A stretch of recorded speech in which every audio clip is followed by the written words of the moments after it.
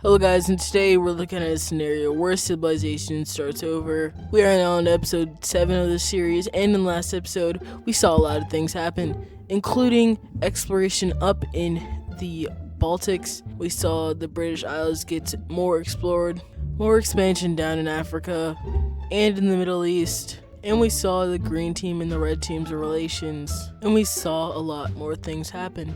If you guys want to see more of these videos, make sure to like and subscribe, because we are trying to hit 120 subscribers by the end of this year, or by my birthday, which is November 6th.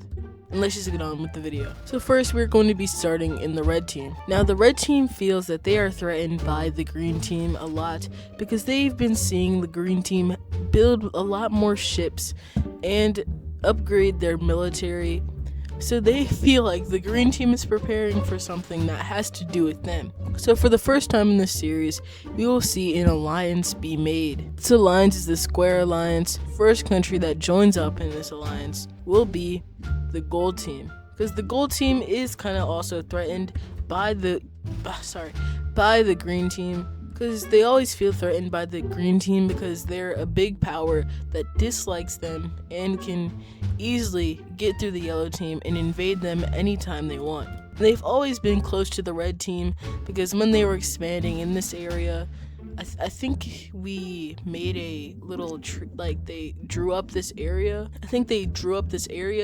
And so ever since then they've been kind of tight, because they've kind of worked together really well in that draw up, so they kind of always been together or liked each other.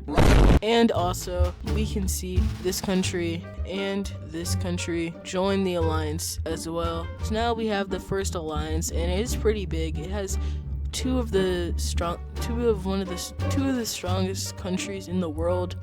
I mean, the gold team is not like top 5, but it's like top 20 at least. So that makes up for stuff.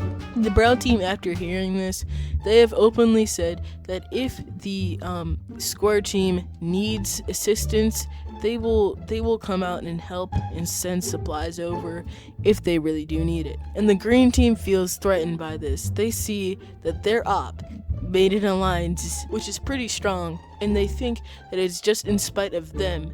So they will also make their own alliance. And now we can see the green team making their alliance, and we can see obviously the teal team or the cyan team join up on this alliance. And they will also have this country join up on it too. They were kind of chill with the green team, because the green team has always kind of funded them. Not really funded them, but helped them economically and politically. So they are always gonna try to back up the green team because they did that. So now we have two big alliances that are rivals in their own way. But we aren't gonna go that far away from all this tension, where we will see the cyan team finally expanding and going and taking land around here in the Russian area, and the cyan team will go ahead and take all of this, and they will leave the remaining area to be picked off by the smaller nations out of the kindness of their very, very small heart. And because the cyan team looks weird right now, I'm going to expand them out over here more. And we can also see these small countries finally expand. I know that I haven't been checking up on this area in 15 episodes, even though this is an episode, but I want to give these countries a little bit more credit, so I'm just going to expand this area really quick, because this area should have been way more expanded. So let me just do that really quick. And this is what the area looks like after the expansion. We have this green team, this red team, the pink team expanding exponentially, this new blue team, the gold team expanding, the little dark maroon country expanding, and the purple team becoming a nation. But next we will see something else happening. The pink team wants to get their empire back, so they do something that's kind of frowned upon with the world. They invade one of their smaller counterparts, and soon they take it over, and now they're starting to look like they're becoming their full nation again. But then the green team does something else that is also frowned upon. They go and they invade this maroon team. Now this maroon team, they are very small, super, super small in power, not in size. In size, they're bigger than the blue team in size, but they quickly get plowed through and their capital is taken, and soon they fall. But then the pink team sees this as an opportunity to also invade them and get more land.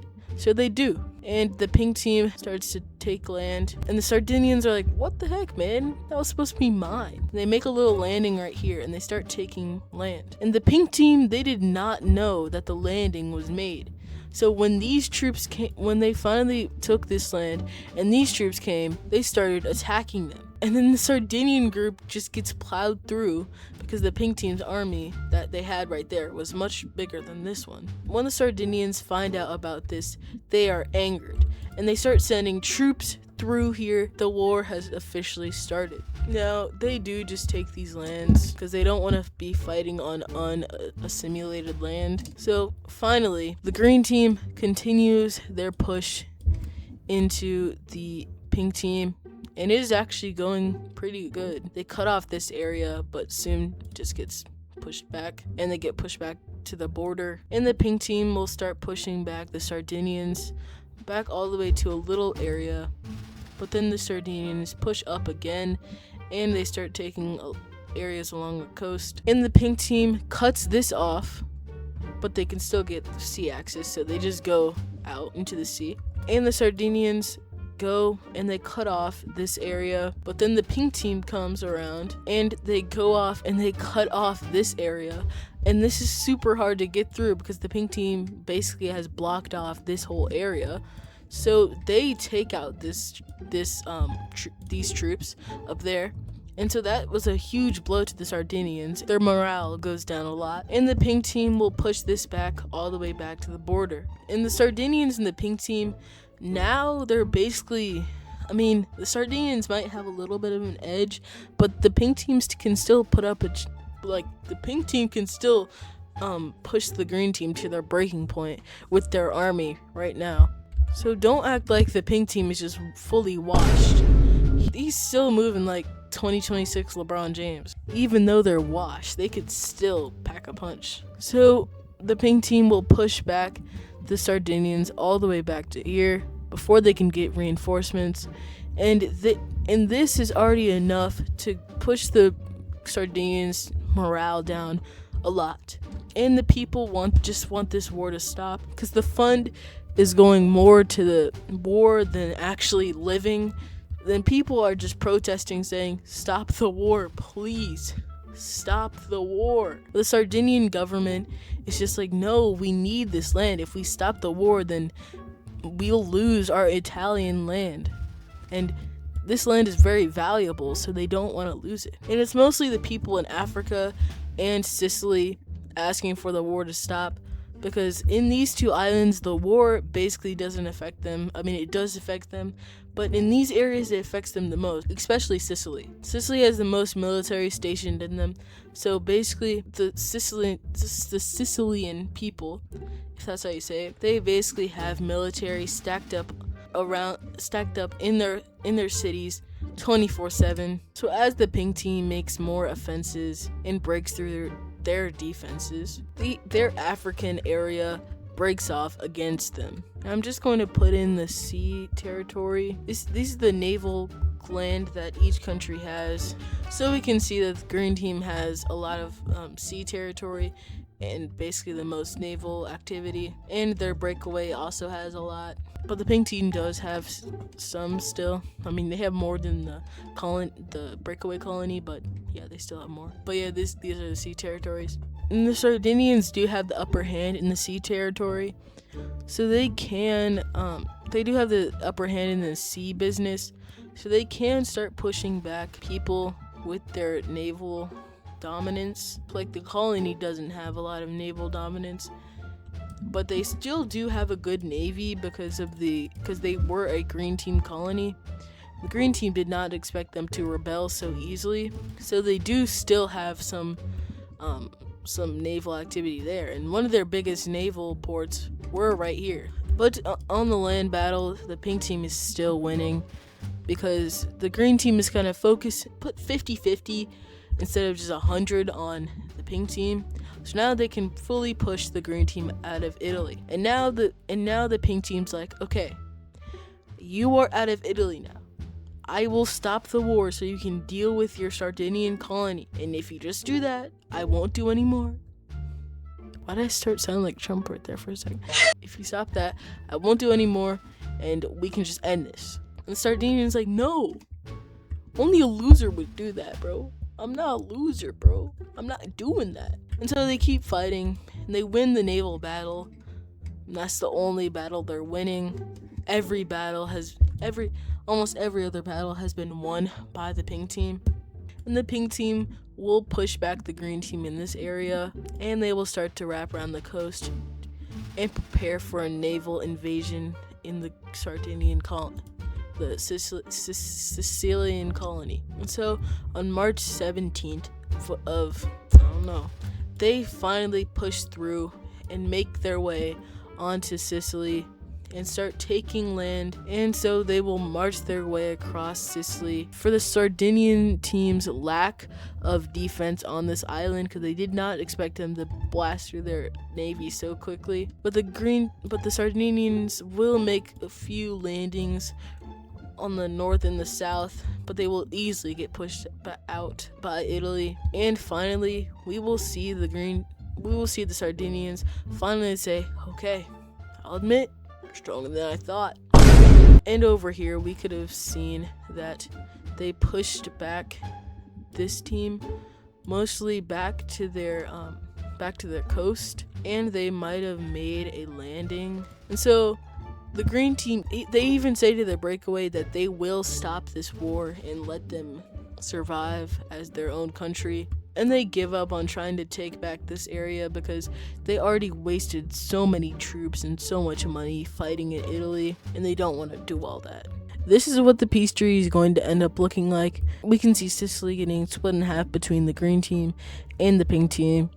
And we can also see this new Tunisian country finally get its independence.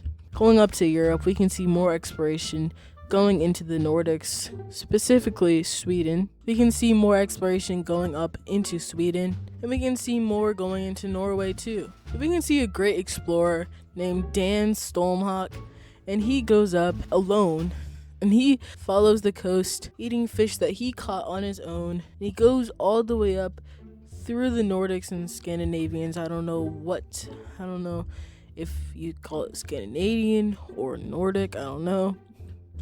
And we can see them, and we can see another group that has a lot more people than Dan moving up along this area. We can see them exploring at a very, very much faster rate than him. And he follows the coast, and he finally reaches another group that was exploring and met him right here.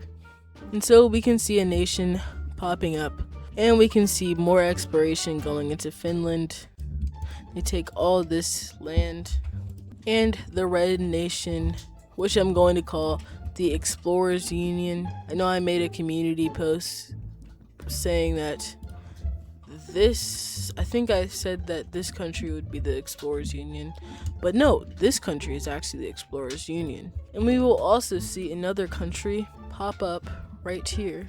In the name of this country, this is canon by the way, the name of this country is Holmstock, and they basically just stole Dan Holmstock's name because he went through here.